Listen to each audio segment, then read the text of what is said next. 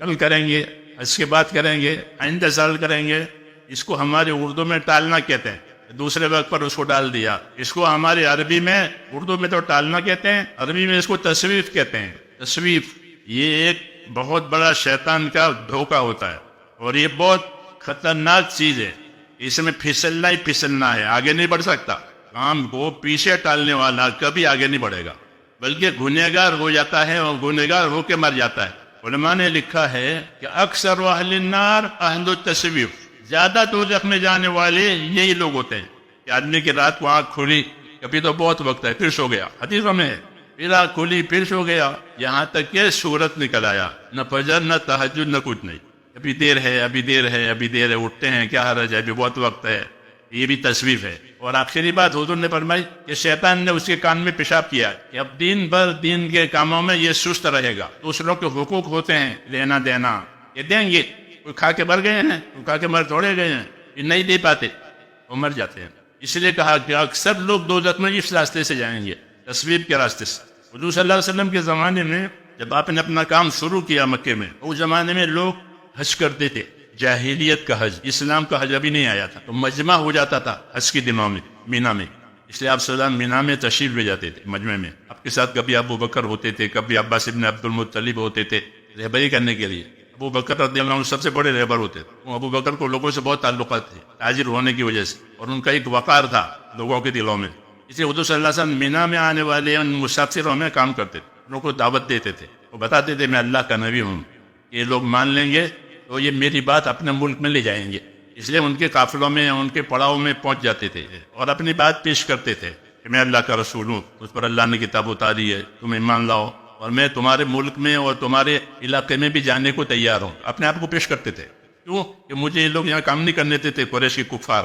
تو ایک مرتبہ ایک قافلے میں آپ کا جانا ہوا، آپ نے وہاں بیٹھ کر کے بات کی اور خوب سمجھایا، اور پھر مطالبہ کیا کہ میری بات پر ایمان لاؤ اور اپنے علاقے میں اس دین کو لے جاؤ. اس میں ایک آدمی سمجھدار تھا، وہ بہت متاثر ہوا اور اپنے قوم سے کہنے لگا کہ میری قوم یہ بہت بڑی خیر ہے، اسے لے لو.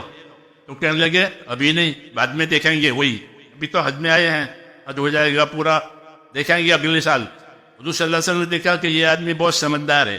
آپ نے دوبارہ اس سے بات کی. وہ کہنے لگا کہ آپ کی بات خدا کی قسم مجھے اتنی نورانی معلوم ہوتی ہے کہ میں بتا نہیں سکتا. کہ نبی ہے اور دعوت دے رہا ہے، لیکن میری قوم ہے یہ، اگر میں زیادہ نور دوں تو یہ مجھ سے بھی ناراض ہو جائیں گے، یہ حالت ہے، اس لیے میں لاچار ہوں. تو حضور صلی اللہ علیہ وسلم نے ان کو چھوڑ دیا، دوسری جگہ تشریف لے گئے. ان میں آپس میں بات چلی، بھئی ایک بات آئی ہے، لیکن قوم نے کہا کہ نہیں ابھی نہیں، بعد میں، ابھی حج ہو جائے گا، حج پورا ہو جائے گا، گھر جائیں گے پھر دیکھیں گے جو ہونا ہوگا. اس کو اندر چٹک لگی ہے، تو اس نے اپنے ساتھیوں سے کہا اچھی بات ہے، وطن ہی جانا ہے تو پھر اس راستے سے جائیں گے، پہلے والے راستے سے نہیں جائیں گے. یہ راستہ بدلنے سے کیا فائدہ ہے؟ یعنی راستہ بدلنے سے فائدہ یہ ہے کہ راستے میں ایک شہر پڑتا ہے، وہاں یہودی رہتے ہیں، ان کے پاس کتاب ہے، وہ اہل کتاب ہے، ان سے پوچھیں گے ان کے بارے میں، کیونکہ عرب تو ناواقف تھے، ان پر کوئی کتاب بھی نہیں آئی، ان میں کوئی رسول بھی نہیں آیا. اچھی بات ہے. وہاں پہنچے، بوڑھے یہودی سے ملاقات کی کہ یہ ایسا ایسا ہوا ہے مینا میں، آپ کی کیا رائے ہے؟ اس نے اپنی کتاب کھولی، کچھ کہا نہیں، وہ کتاب کھول کر کے پڑھنا شروع کیا.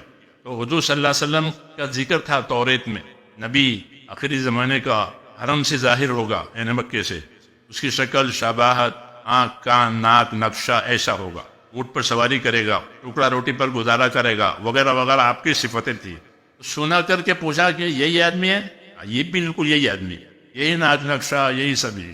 وہ یہودی نے رائے دی کہ اگر یہی ہے تو یاد رکھو یہ نبی ہے، ان کی بات قبول کر لو. وہ اپنے ساتھیوں کو دیکھو یہ بھی کہہ رہا ہے، اب ماننے میں کیا حرج ہے؟ انہیں ابھی نہیں، بعد میں دیکھیں گے، اگلے سال تو جانا ہی ہے اس کو، ہر سال حج میں آتے ہیں، ابھی کیا دیر ہے، ابھی کیا جلدی ہے. وہ یہودی کہنے لگا کہ یہ نبی ہے، اس کی بات مانو، اور دیکھو میں تم کو بتاتا ہوں کہ آئندہ تمہاری عرب قوم دو حصے میں بٹے گی. ایک حصہ تمہاری قوم کا اس نبی سے لڑے گا، ابو لہب، ابو جہل، یہ پارٹی ان کی ساری عمر لڑتے ہی رہے. ایک طبقہ تمہارا اس نبی کی تابعداری کرے گا کہ ابو بکر ہوئے، عمر ہوئے، یہ تابعداری کرنے والا ایک گروہ. میری رائے ہے، کہہ رہا ہے میری رائے ہے کہ نبی سے لڑنے والے مت بنو، نبی کی تابعداری کرو. تیسری بات اس نے یہ کہی کہ جو میری قوم ہے، میری قوم اس نبی سے حسد کرے گی، تم نبی کے ساتھ حسد مت کرنا، تم تابعدار ہو جانا، لڑنا نہیں. تو وہ اپنے قوم کو پھر سمجھانے لگا کہ دیکھو یہ بھی کہہ رہا ہے، اس نے تو دیکھا بھی نہیں ہے تو پھر وہی بات ہے، ابھی نہیں بعد میں ہونا چاہیے. یہ لوگ گئے واپس، اگلے سال آنے کا ارادہ کیا تو اس وقت قبائل تھے، کوئی راج تو تھا نہیں، حکومتیں تو تھی نہیں. جو قبیلے کا بڑا اس کی بات مانی جاتی تھی. تو قبیلے کے سردار نے کہا اس سال حج کو کوئی نہیں جائے گا، تو وہ سال تو یوں گیا، نہیں پہنچ پائے. اس طرح ہر سال کچھ نہ کچھ ان کے ساتھ ہوتا ہی رہا اور ان کو موقع نہیں ملا. ہر سال کوئی نہ کوئی رکاوٹ آئے، یہاں تک کہ حضور صلی اللہ علیہ وسلم نے مکی زندگی گزار کر کے مدنی زندگی پر آئے. مدینہ کی بھی 10 سال ہو گئے آپ کو، ان کو موقع نہیں ملا کہ دوبارہ آئے. 11ویں سال میں جب حضور صلی اللہ علیہ وسلم نے اپنا حج کیا تو لوگوں کو دعوت دی کہ ہمارا حج ہوگا اس سال، ہمارے ساتھ حج کرو.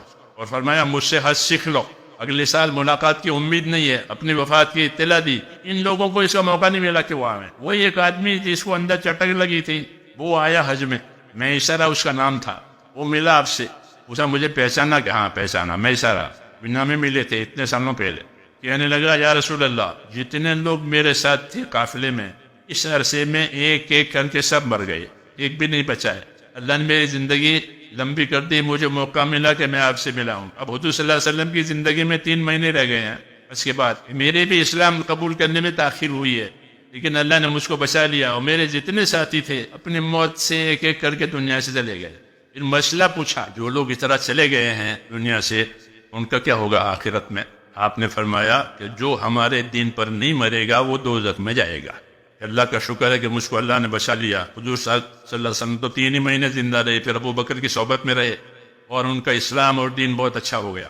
یہ بات میں نے اس لیے سنائی، بعد میں کریں گے، بعد میں کریں گے، بعد میں ہو جائے گا، بعد میں نکلیں گے، پھر نہیں نکل پاتے. دنیا ان کو چھوڑتی نہیں ہے، ایک کام کے بعد دوسرا کام، ایک ضرورت کے بعد دوسری ضرورت. کار دنیا کیسے تمام نہ کر فارسی میں مسل مشہور ہے کہ دنیا کے کام کو کوئی پورا کر کے گیا ہی نہیں ہے بلکہ دوسروں کے لیے چھوڑ کے جاتے ہیں، پھر دوسرے بھی اسی طرح پہنچتے ہیں. وہ مسئلہ چھوڑ کے جاتا ہے، مسائل پیدا ہو جاتے ہیں. جب حق بات سامنے آوے تو اس پر سبقت کرو، اس پر پہل کرو.